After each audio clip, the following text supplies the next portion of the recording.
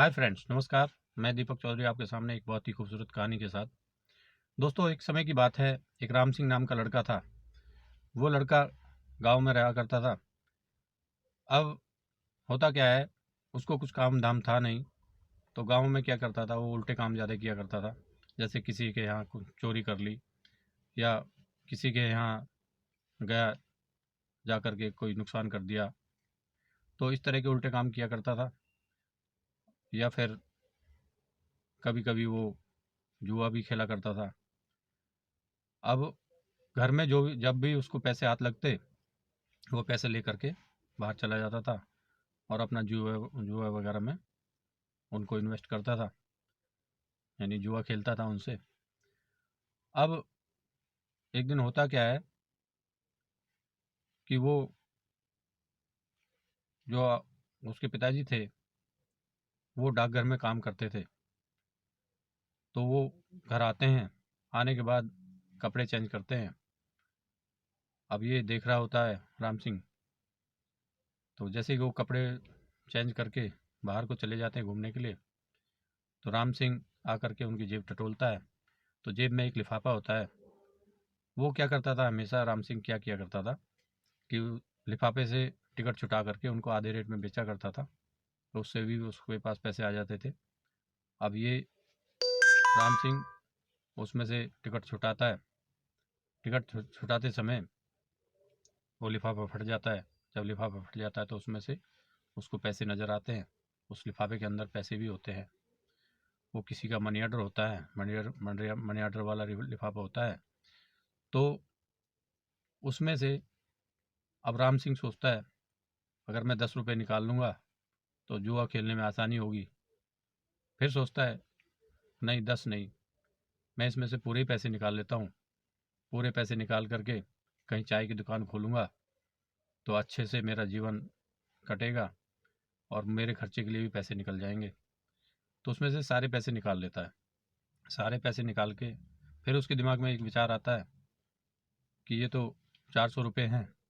इन 400 रुपये से मैं मुंबई जा सकता हूँ और मुंबई जा कर के कुछ काम कर सकता हूँ।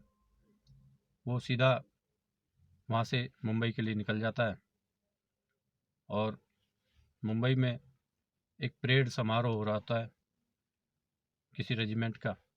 तो वहाँ पे खड़ा होकर के वो परेड देख रहा होता है। तो परेड देखने के लिए काफ़ी लोग इकट्ठे होते हैं।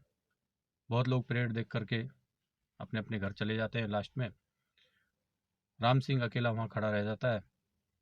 तो जो फौज का कप्तान साहब है, वो राम सिंह के पास आते हैं और देखते हैं लंबा तकड़ा ये नौजवान कौन है, और उससे पूछने लग जाते हैं कि जवान तुम क्या चाहते हो। राम सिंह कहता है, मैं फ़ौज में भर्ती होना चाहता हूँ। तो कैप्टन बोलते हैं कि ठीक है, तुम फौज में भर्ती हो जाओगे, लेकिन तुम्हें बॉर्डर पे जाना पड़ेगा, लड़ाई में जाना पड़ेगा। तुम डरोगे तो नहीं? राम सिंह बोलता है कि नहीं, मैं डरूंगा नहीं।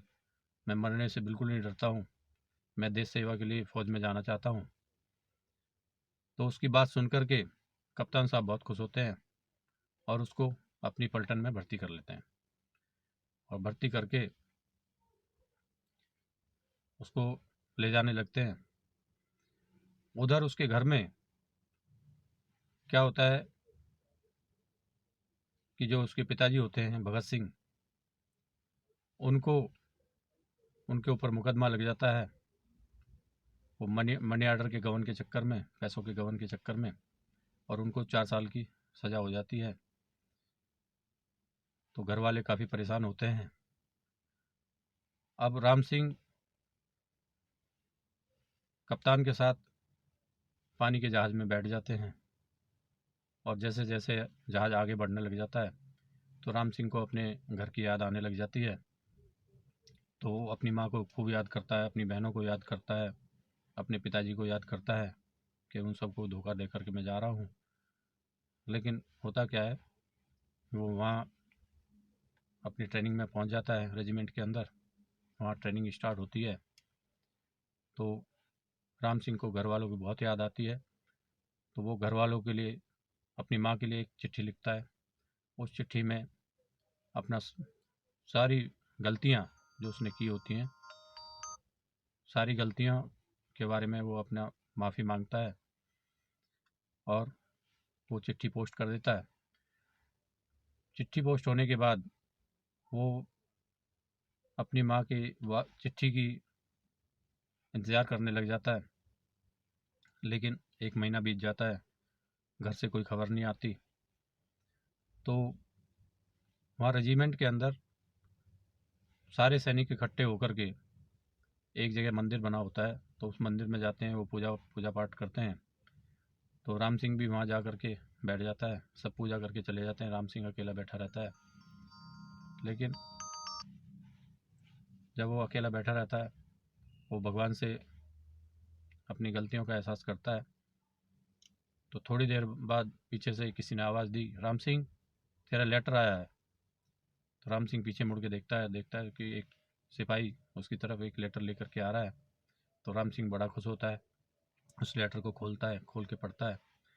जब पढ़ने लग जाता है तो उसमें लिखा होता है कि तुम जल्दी से घर आ जाओ, तुम्हारी माँ बहुत सख्त बीमार है।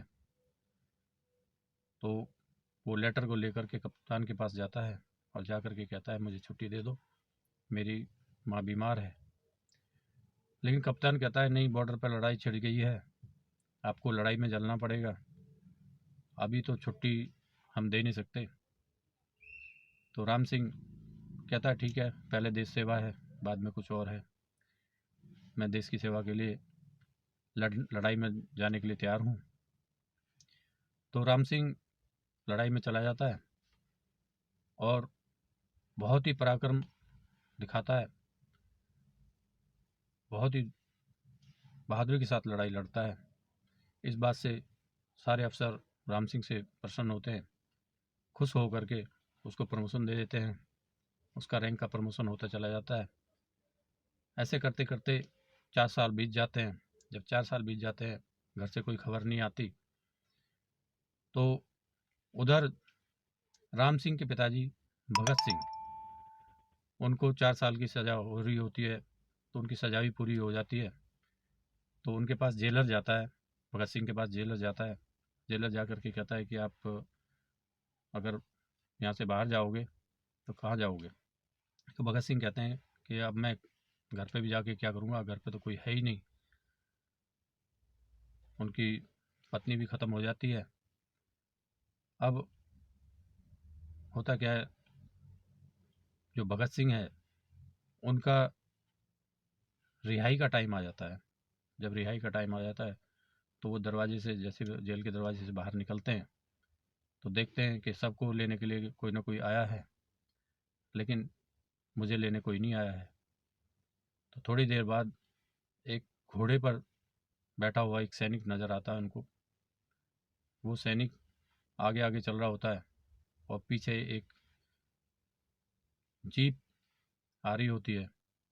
तो भगत सिंह उस सैनिक को देखकर, उस जीप को देख कर के कहते हैं कि देखो, वो भी कोई किस्मत वाला है जिसको लेने के लिए एक सैनिक आया है और एक फौजी जीप आई है, और मैं देखो कितना अभाग्यशाली हूँ, कितना अभागा हूँ कि मुझे देखने तक कोई नहीं आया, लेने की तो बात दूर है।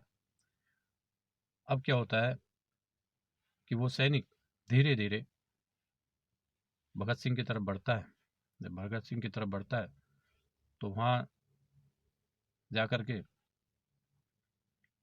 वो घोड़े से उतरता है, उतर के अपने पिताश्री के चरणों में गिर जाता है।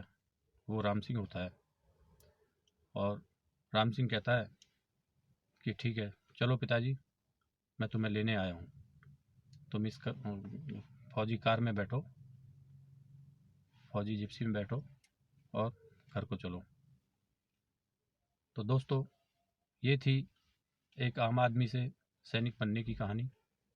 अगर ये कहानी आपको पसंद आई है तो आप इसको लाइक कीजिए और हमारे चैनल को सब्सक्राइब कीजिए। थैंक यू दोस्तों, नमस्कार।